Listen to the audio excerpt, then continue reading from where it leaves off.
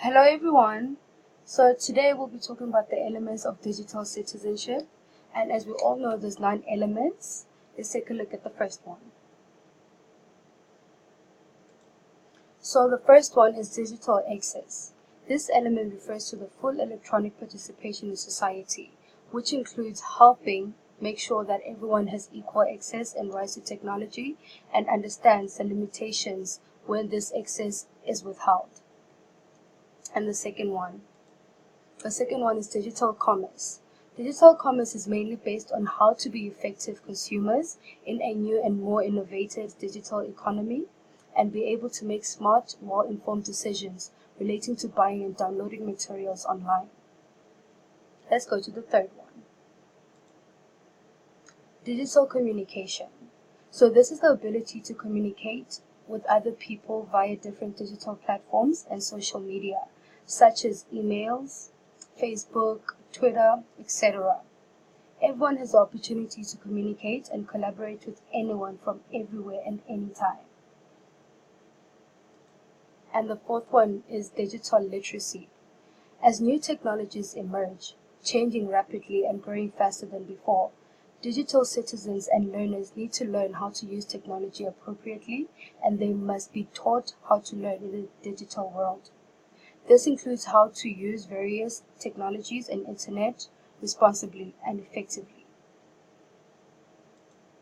And the fifth one is digital etiquette. Good digital citizens should know how to act appropriately online. Before people use technology, they need to learn about the digital etiquette, which means appropriate conduct.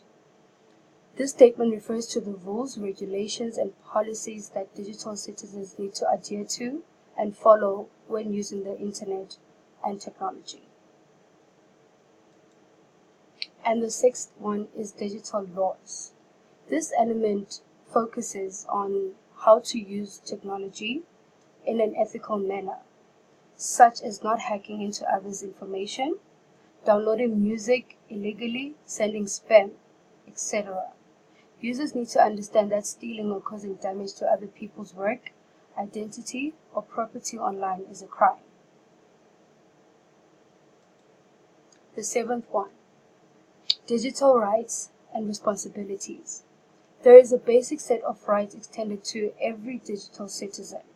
They have the right to privacy, freedom of speech, etc.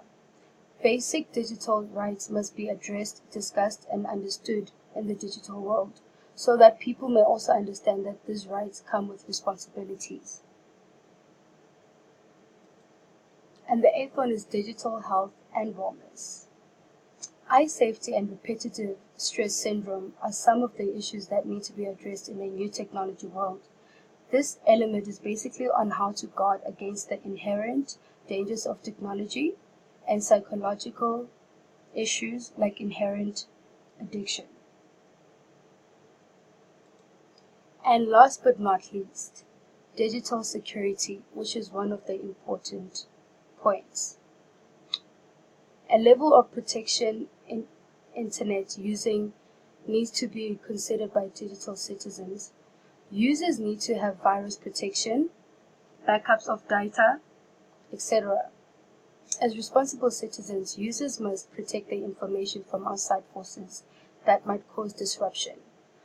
Good digital citizens must create and secure passwords and not share their passwords with other people. And that is the end of my presentation tonight. I hope you guys enjoyed it, and I hope you guys learned about the 9 elements of digital citizenship.